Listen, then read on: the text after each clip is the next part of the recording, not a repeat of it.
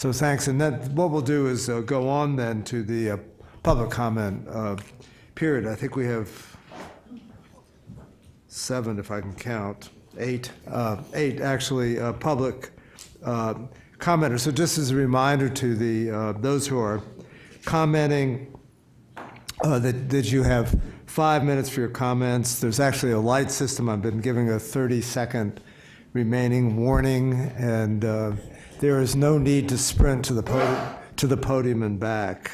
So we'll start with Jennifer Sass from the National Resources Defense Council.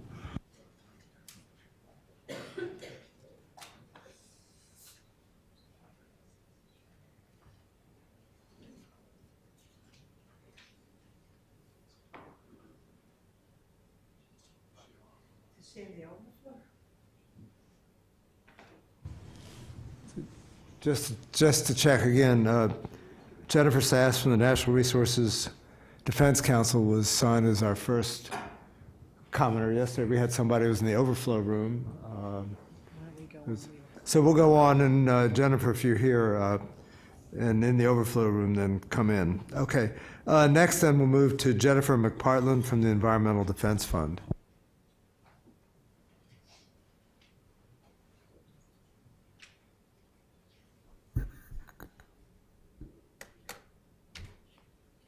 I might not look up at you guys so I can stay within the 5 minutes. I'm not going to take my eyes off the paper. Go ahead? Okay. So good afternoon. My name is Jennifer McPartland, and I'm a senior scientist in the health program at Environmental Defense Fund. As we've heard from others already, the IRIS program serves a critical public health function that not only includes the development of toxicological reviews, but also technical support to offices across EPA, other federal agencies, regions, states, and tribes. The purpose of the current National Academies review is to evaluate enhancements made or planned to the IRIS program in consideration of earlier Academy reviews. The most recent review from 2014 pointed to substantial and expeditious improvements to IRIS, including the implementation of recommendations from its 2011 review of the draft formaldehyde assessment. Further, the committee indicated that these improvements had been achieved in significant part through the adoption of systematic review, an approach the committee emphasized IRIS should continue to use. EDF likewise applauds the significant effort and improvements made by IRIS over the past several years and supports the approach that IRIS has taken to adapt systematic review for chemical assessment.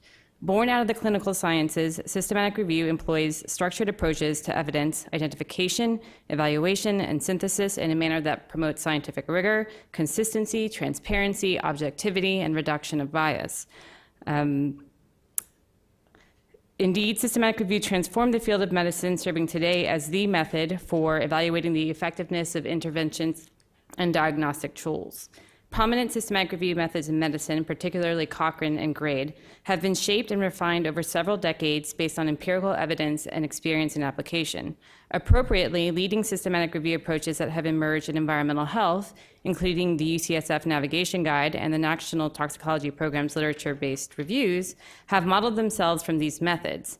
As evidenced in the presentations over the past day and a half, the IRIS program is similarly adopting best practices in systematic review.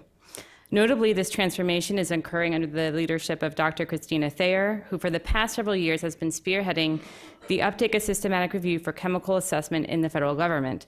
Dr. Thayer has led this work in consultation and collaboration with prominent systematic review experts across the globe and has established herself as one of the foremost experts in the application of systematic review for chemical assessment.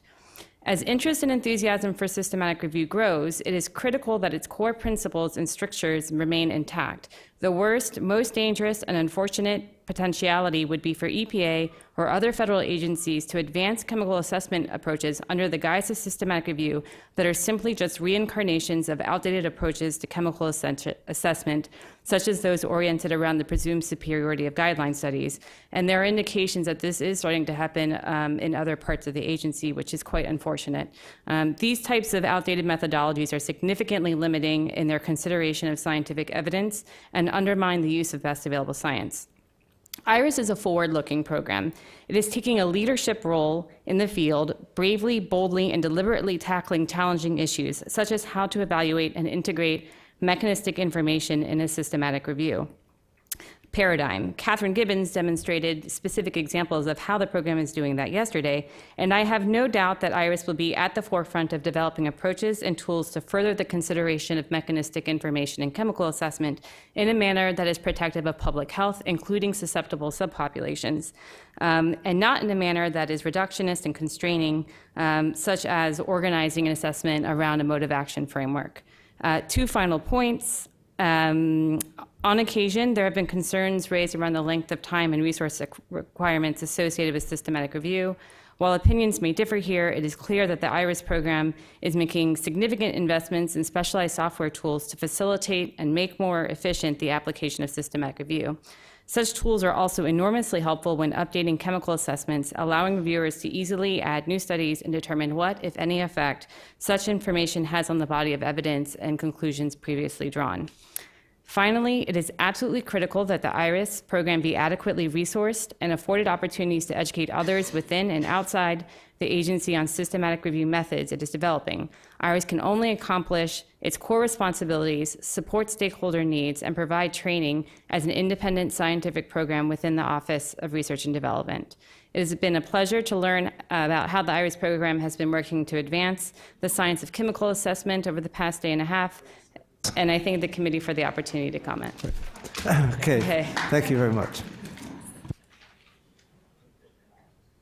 We'll move to our next commenter. Thank you. Suzanne Hartigan from the American Chemistry Council. Oh, okay. Sorry. I think we're moving. I know their lines. I think we're moving back to Jennifer Sass from the National Resources Defense Council. Jennifer. I'm Jennifer Sass with the Natural Resource Defense Council, NRDC. It's an environmental group, and I'm based here in Washington, D.C. It's not a metro stop, really. It's about a 20-minute walk. So it's a pleasure to be here. It was really fun to listen. I've been in the relaxing room over there where everybody gets 2 seats, and it's just been really exciting to listen to the panel, the staff, be really engaged and really excited about what they're doing. I've heard several presentations and webinars and had updates previously, so I've been really excited about what they're doing for a while, and it'll be fun to see how you guys all review it. Thank you for your time, for coming and giving your time to this very, very, very important program and review. I have passed out my comments in advance. It's comments signed by 90 people. So I'm not going to read it. I'm just going to hit on a couple of points. And the first thing I want to tell you is how easy it was to get the 90 signatures on this short set of comments, because people care about this program, not only all across the people that used to be in federal government, for example, people that work at states, people across states, people that are researchers, businesses, environmental groups, community activists and leaders in not only the US, but also Canada and Mexico. The deliberations that you're taking here over this incredibly important program are being watched across the country and across the world, because that's how important the independence and scientific excellence of the IRIS program is to those communities and has been for decades. So thank you for taking the time. Know that your work is important and being watched. I had 2 main points in my comments, so I'll just expand on those. The first one is that we're very concerned at a political, I would like to say it's a subtext, but I actually think it's a driving political text, that what's happening in the agency, which is the Office of Chemical Safety and Pollution Prevention, managed by Dr. Nancy Beck, is developing their own systematic review procedures. All of the commenters that I heard on both industry and non-industry mentioned that what they value about a chemical assessment program is that it incorporates the NRC recommendations of the past and current committees, that it is transparent, that it uses the best available science, and that there is opportunities for stakeholder and public engagement early and often. And those were some of the recommendations of the NRC. This systematic review that's being developed within Nancy Beck's office doesn't hit any of those points. For one thing, it's inconsistent with the NRC recommendations of previous. It states that it is highlighting OECD guideline studies a priori. So rather than putting them through the systematic review process, it's relying on a scoring method. It uses and implements a hard and fast MOA, mode of action framework. Dr. McPartland, right before me, touched on that. It ends up in their glyphosate assessment, which is the current assessment released in December, so last month. I guess we're still in January, a month and a bit ago. It uses this new claims to be a systematic review framework that has not been vetted in the public, has not been open for stakeholder and public input, and has not been run through scientific advisory boards or national academies, and ends up citing heavily and relying on studies that were done by Monsanto-supported authors, including the one that is also the co-author of the recent monkey in a chamber diesel study. If you're reading your New York Times, you might be up on that one. So we are very concerned that this is a parallel process, and we want you as a committee to be aware of how important your work is here to elevating a systematic review and chemical assessment process that you believe really does offer transparency and the best available science. And my last comment, I'm not going to go through these. There's some scientific sort of more 30 seconds. Yeah, I know other commenters comment on it, but I love the timer. But just to touch that, we are concerned that, as I think Dr. Julene Lamb yesterday mentioned, that this is not ready to take the human element out of it. Let's keep the human element in it. And I guess what I'd like to say is that should never be a goal.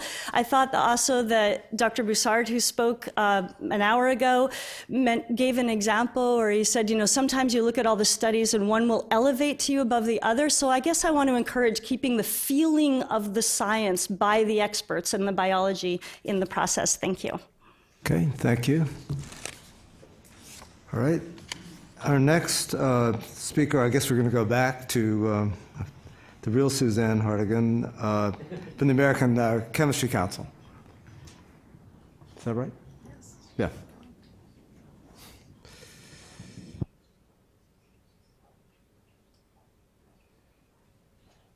Clicker somewhere. Oh, get ready. Thank you. Appreciate it. It's that big green. Thanks very much. Okay. Good morning. I am the real Suzanne Hartigan, and I'm here today representing the American Chemistry Council. We appreciate the opportunity to provide comments to the committee as you review the advances made to the IRIS process. The committee has a relatively short time for review, and given this shortened time frame, ACC feels it's most important to focus on the IRIS program and the idea that the IRIS program continue to demonstrate their progress against the 2011 and 2014 recommendations of the National Academies. We are submitting written comments as well, but we'll take this opportunity to highlight a few points. It worked. Okay, so I'll start with the IRIS handbook. And I was paying close attention to the discussion that we were just having regarding the status of the handbook. Just to go back a bit, the handbook was drafted in response to the recommendations of the National Academies back in 2011, and the importance of the handbook was emphasized again in the 2014 recommendations. A draft handbook was made available, however, it was missing key sections. ACC provided significant feedback on the draft handbook at that time. We've also attached these comments to our written comments for consideration again by the committee. The handbook was also addressed in the IRIS program's progress report to Congress in 2015, and ACC feels very strongly that the handbook is a critical resource for the agency to document the procedures that they're using, and it must be made available for both public comment so that stakeholders understand the processes on a general basis, as well as independent scientific review. We also continue to emphasize the specific following points. The problem formulation for the assessments must be clearly articulated. The National Academies acknowledge that this is needed to determine what adverse outcomes should be evaluated and what type of assessment is needed and will be fit for purpose. Standard data evaluation procedures for major study types are needed that detail approaches used for assessment data quality. These SOPs should be made available to the public. A weight of evidence approach for integrating lines of evidence must be used and explained. A detailed framework that adequately addresses mode of action information, biologically based dose response, and human relevance must be made available. See here. This slide has some further areas where both the IRIS program and impacted stakeholders could benefit from increased clarity and transparency. The process that the IRIS program uses for selecting substances for initial review or for updates to existing assessments is still a bit of a black box. It's not clear what criteria the agency uses to prioritize a substance for review. For example, is it primarily based on regulatory need, or what is the process for the public to nominate a substance? We could benefit from more clarity here to encourage early stakeholder engagement. It's also not always clear how the IRIS program integrates the feedback it gets from stakeholders and peer reviewers. Strategy should be developed to more efficiently address peer review comments, and further improvements are needed related to documenting responses to stakeholder and peer reviewers' comments. So last slide, I've summarized some of our recommendations here. Regarding the IRIS handbook, the IRIS program needs to meet its commitments to Congress and its stakeholders. We believe that priority should be put on completing the handbook, and that assessments should be finalized after the handbook has undergone review and new scientific information, a lot of that we've been talking about over the last day and a half, is incorporated. Regarding the systematic review process, also this should be documented in general form and made available for comment and peer review. We haven't had a chance to take a deep dive into the details of the protocol for chloroform that was just made available before the workshop, and I'm sure that we'll learn a lot more there, but we feel strongly that the general process should be documented and serve as a basis for the protocols that are tailored for individual chemical assessments, and EPA should then refer back to that general process and explain where there are deviations. The rest of these following points I think I've really already talked about. Of course, we encourage continued use of the CAC for addressing cross-cutting issues as well as chemical-specific ones. Finally, in general, my comments today largely focus on asking for appropriate documentation of the activities EPA is taking to implement the previous recommendations of the National Academies. Both the new and existing processes and procedures that the IRIS program is using should be articulated, made available to interested stakeholders, and subjected to independent scientific review, and not solely produced in the form of study-specific and chemical-specific issues. Thank you. Thank you. We'll move on next to Joyce Suji from Exponent. Joyce.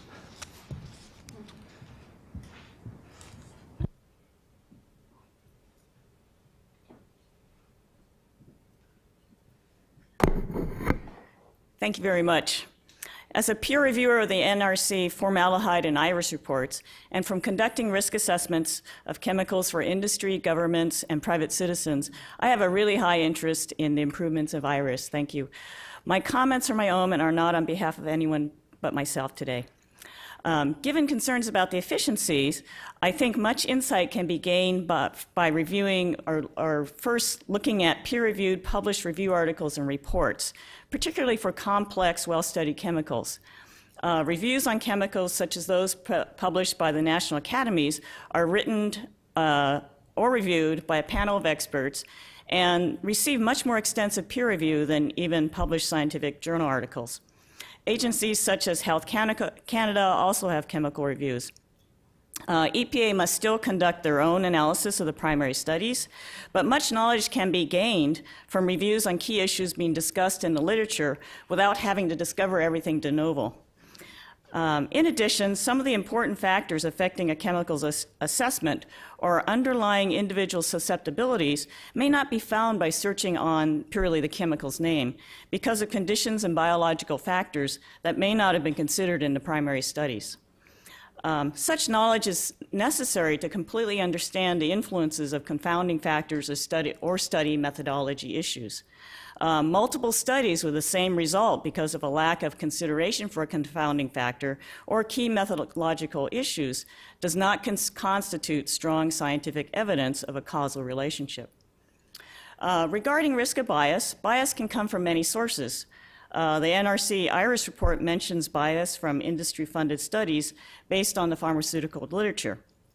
However, studies that do not find effects of environmental chemicals face a very high bar for publication and often must be of higher quality than those that find effects. This is perhaps as it should be to ensure health protection. However, it should also be recognized that publication bias favors positive results, as does motivation for grant funding. In the end, what is most important, however, is that each study be judged on its individual merits and study quality. Lastly, consistent with toxicity testing in the 21st century, mode of action can help guide and inform the dose-response assessment, as we have seen for the chloroform assessment. Even for chemicals with rich epidata, mode of action enhances the toxicological basis of the assessment tools. For example, if the mechanisms underlying the high-dose and low-dose regions are unrelated, then these regions should be modeled separately, or perhaps by use of a biologically based dose-response model. Consideration of biological plausibility is the glue that unites in vitro, mechanistic, animal, and human evidence. We have seen efforts to improve the process of systematic review and chemical assessment. Hopefully, efforts will also focus on improvements in the scientific rigor of the assessments. I think we'll see more of this as they roll out specific examples, hopefully. In this way, chemical assessments can be completed efficiently and effectively based on solid science for the protection of health. Thank you. Thank you, and you get the award for the shortest comment, Joyce. Thank you. Next, Samuel Cohen from the University of Nebraska Medical Center.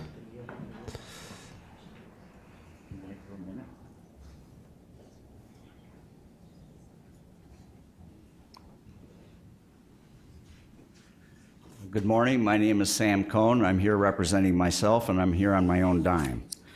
I am a professor in the Department of Pathology and Microbiology at the University of Nebraska Medical Center.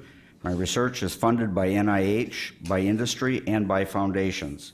I have served on numerous NIH, FDA, NAS, EPA, IPCS, IARC, and any other alphabets you want to put in there, committees, and I have just been named to the SAB of the EPA.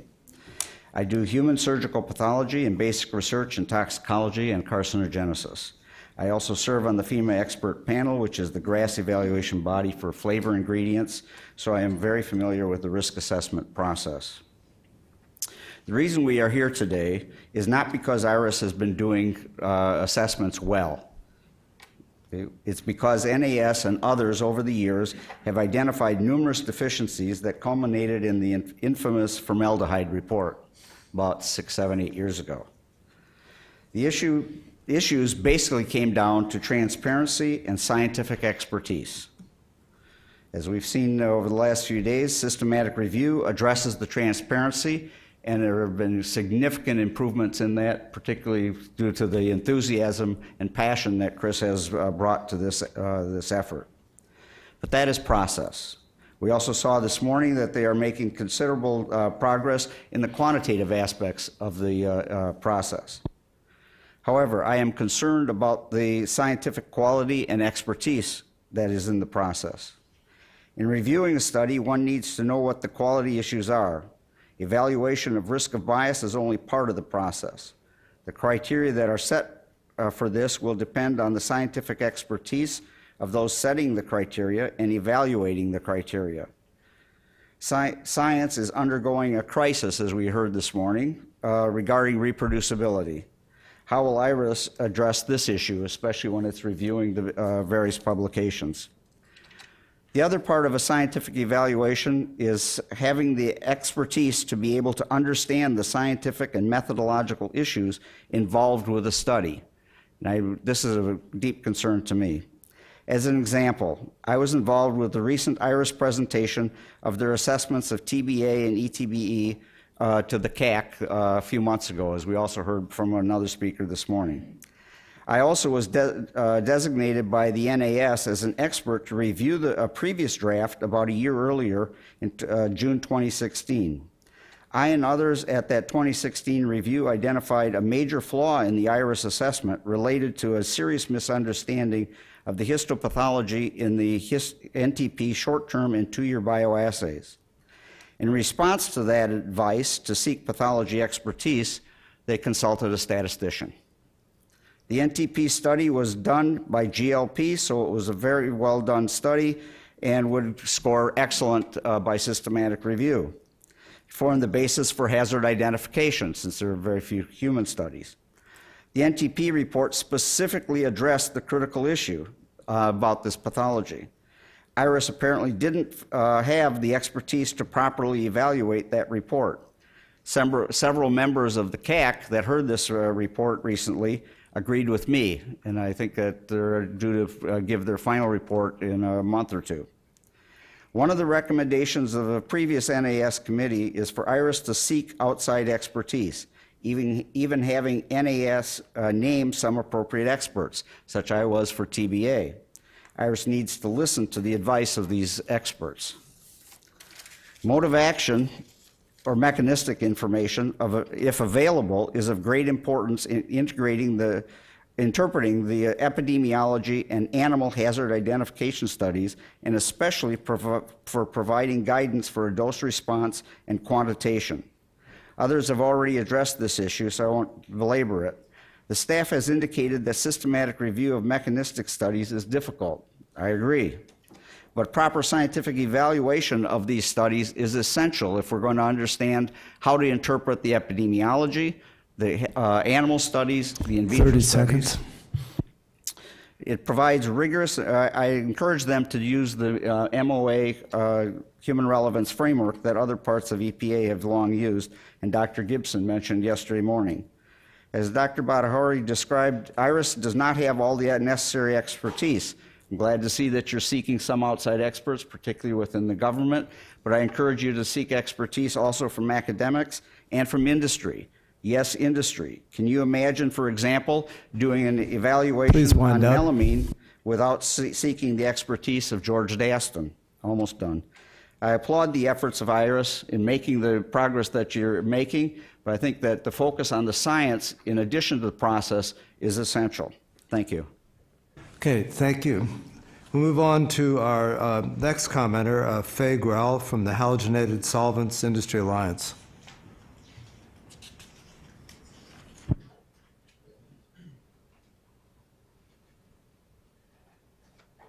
Good morning. I'm Faye Grell, Executive Director of the Halogenated Solvents Industry Alliance, which represents producers and users of several chlorinated solvents.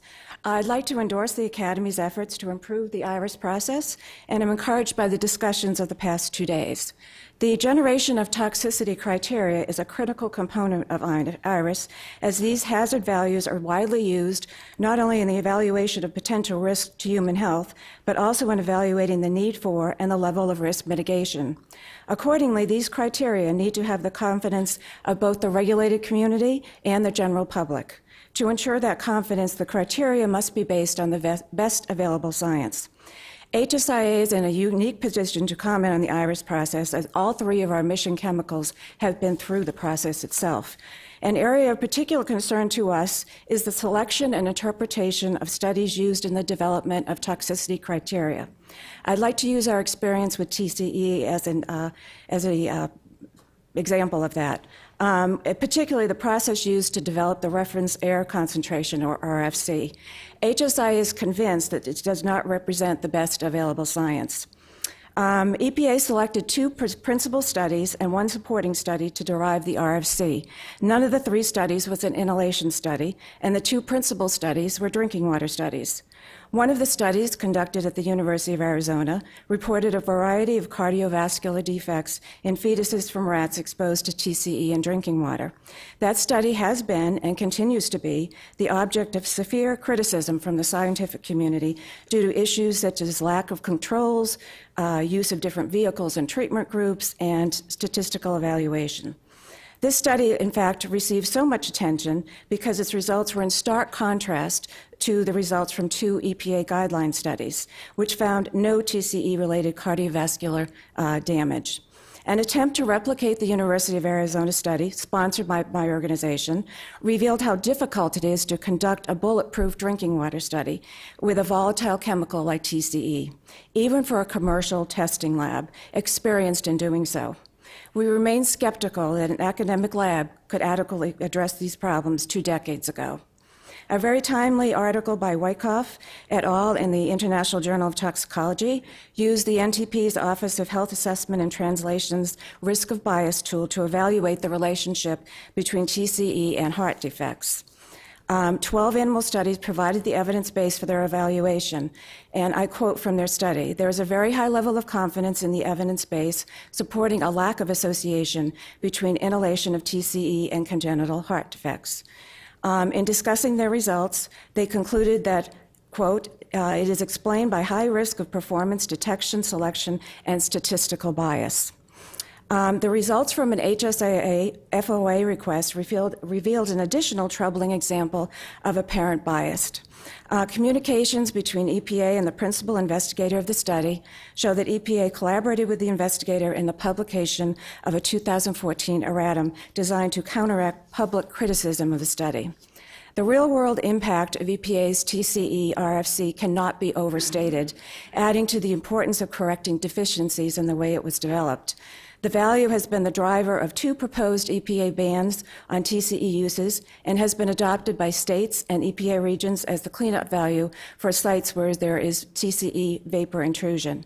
This has led, in turn, to widespread and unwarranted concern among tenants of residential buildings that even one-time exposure to as little as 0.4 parts per billion, the RFC, could lead to birth defects and to several evacuations of military bases. Clearly, improvement is needed both in the selection of appropriate studies and the interpretation of study results when deriving toxicity criteria. HSA looks forward to those improvements becoming a reality. Thank you. Thank you. Now we'll move next to Harvey Kluhl from Citivation.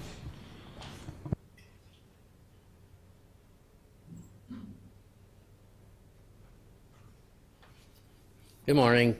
No, it's afternoon now, I think. At any rate, full disclosure, I'm here at the behest of the American Chemistry Council, but the opinions are mine, not theirs. So I really have one point in this talk, and I'll use that slide to make it. But I do want to start by complimenting the IRIS office and the quantitative methods group. Really impressive this 2 days. I mean, really, really well done. And I think I want to give a tip of the hat to Vince Coliano, who really, I think, started moving IRIS forward after the congressional hearings. And I know he came just in time to hear me lambast the IRIS program and felt like I was taking it out on him, and he just got there. But so, you know, good job getting things going, and I'm glad that Tina is keeping the work going. So I am actually going to read part of my stuff because otherwise I won't in the for clarity. You can see how I wander. One thing I did want to say was if there's any way you could kind of extend the deadline for comments, for comment period, not these comments, but the written comment period a little bit. I mean, I learned a lot about what EPA is planning to do in the quantitative methods group in particular, and so I think we're supposed to have them done by Friday or something, you know. Well, anyway, just saying. So over the last 30 years, I've assisted EPA on risk assessments for a number of compounds. It's been a lot of fun, really, including methylene chloride, cadmium, styrene, vinyl chloride, trichloroethylene, chloroform, and perchlorates, and most of it with Gary Foreman in the RTP office of NCA.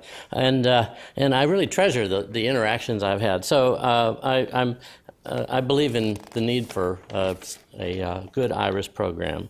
And I certainly applaud the efforts IRIS has been making to develop a methodology for systematic review of the evidence of toxicity. But I'm concerned that the IRIS risk assessment process will remain incomplete until a similar approach is applied to the evidence regarding the mode of action for toxicity. In essence, the current focus of the EPA's efforts on systematic review are more appropriate to the risk assessment process under the 1986 guidelines, when default approaches were uniformly applied to all chemicals. Basically, the human and animal evidence was used to drive the risk assessment, and mechanistic evidence was just other information. It never actually got into the dose-response approach.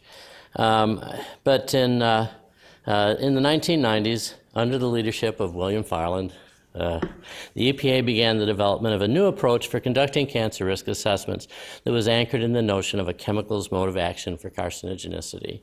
And since then, it's been applied to non-cancer as well.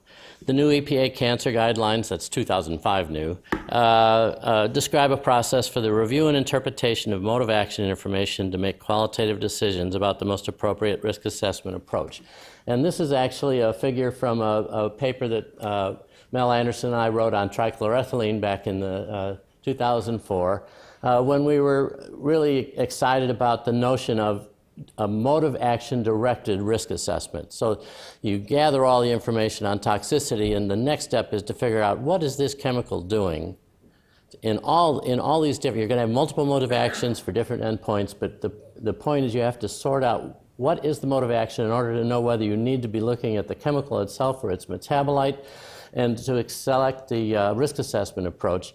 And even more importantly, I'm so happy at how PBPK modeling is embedded in the IRIS process now. That's been a personal journey for me since the 1980s. But we need to do the same thing with BBDR models. I'm also really excited about what's happening with the perchlorate BBDR model. I think it's really an excellent vetting that it's getting right now. But all of that depends on mode of action. And so that's the kind of my recommendation. In order to support future risk assessments under the current cancer guidelines, the principles of structured review must not only be applied to the selection of human and animal evidence of toxicity, but also to mechanistic evidence of mode of action.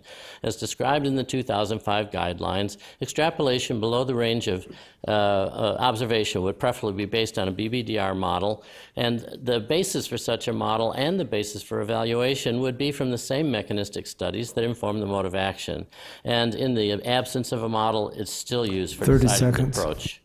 So failing to develop some sort of approach, and I agree it'll be difficult, but actually the difficult things are the most interesting, if the failure to develop such an approach for mechanistic studies would leave this critical aspect, the mode of action evaluation of the risk assessment process at risk of error and bias. And so my recommendation is just that EPA, IRIS, make it clear that they intend not to stop with the structured review of hazard information, but also to mode of action as hard as it may be. Thank you. Okay, thank you. And just a point of clarification on submission of comments to the committee. I think is a simple word, the earlier the better, and there was a suggested time of submission by a week from now. I think everybody's aware we are on a fast track in terms of getting the report done. So we certainly want to have an opportunity to consider your comments in depth, so the earlier the better. Excuse me. So our last commenter is Wei-Shui Chu from Texas A&M University. Wei-Shui.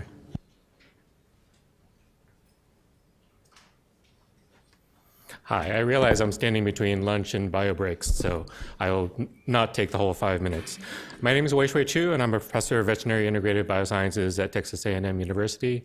I was previously a branch chief in the EPA IRIS program.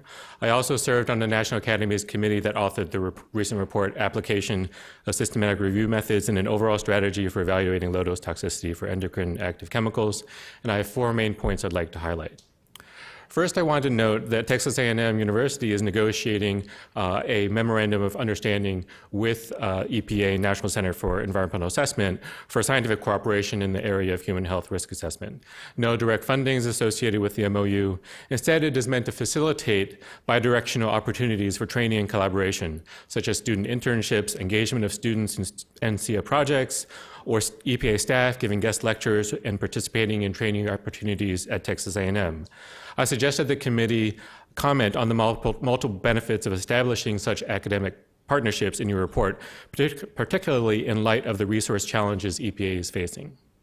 Second, I want to commend EPA on its progress in implementing systematic review methods for environmental chemicals, while also being cognizant of the unique challenges in this area.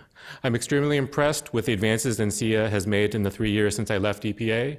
I also wanted to make special note of the advances in quantitative dose response methods that are ongoing or planned, particularly the implementation of probabilistic approaches for dose response assessment in a harmonized manner across cancer and non-cancer endpoints. I think that these plans will lead to approaches that are even more advanced than the recommendations laid out in Science and Decisions and the 2014 IRIS report, and I encourage the committee to comment on the direction NCEA is taking in this area. My last 2 points address some confusions regarding systematic review that I've heard in the discussion yesterday, as well as in some of the public comments. With respect to mechanistic data, I wanted to note that the low-dose committee of the National Academies found in their case studies that outside of pharmacokinetics, other mechanistic data were most useful in the problem formulation, scoping, and protocol development stages, and less useful in making final hazard identification conclusions. More generally, it may be useful to reiterate this and other recommendations of the NES low-dose report, specifically in the context of IRIS assessments. With respect to the evaluation of studies and their integration within and across data streams, I wanted to comment on the suggestions to use quantitative evaluation metrics.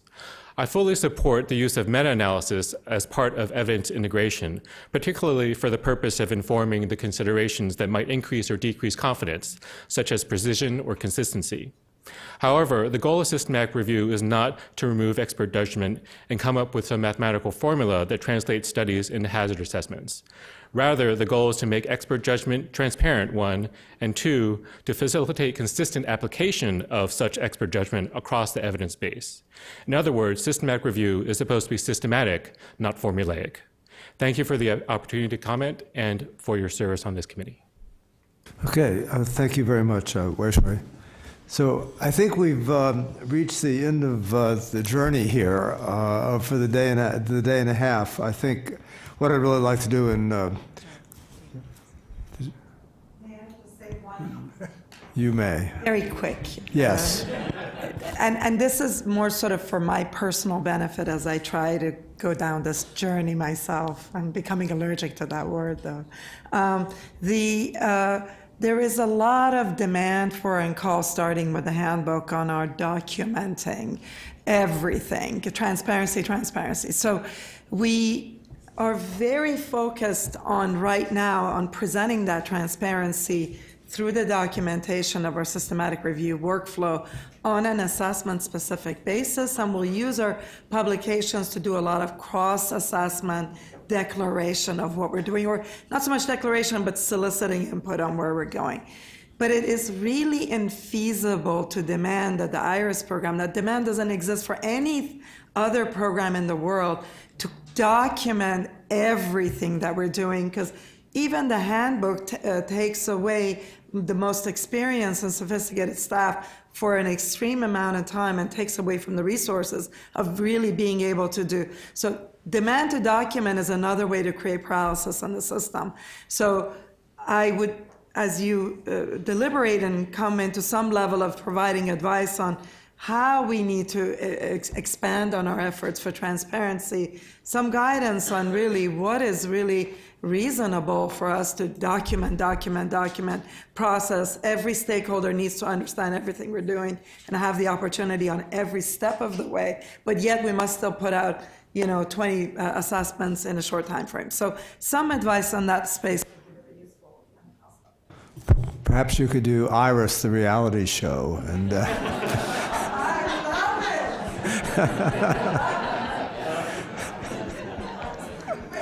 Okay, all right. So anyway, back to thank yous, and really thanks to everyone who's here, and certainly the large audience, the great interest that there's been, the public commenters. Your input is helpful, and again, remember that the written comments would be valuable for us, of course, to the EPA team that has provided us with presentations that obviously reflected a great deal of work, and of course to Ellen and the team, Jessica, who've made all the arrangements here. I'm not going to thank the committee because we've got a lot of work to do. Our thanks come later when we get that done. So again, thanks, and I think we're done, and let's do lunch.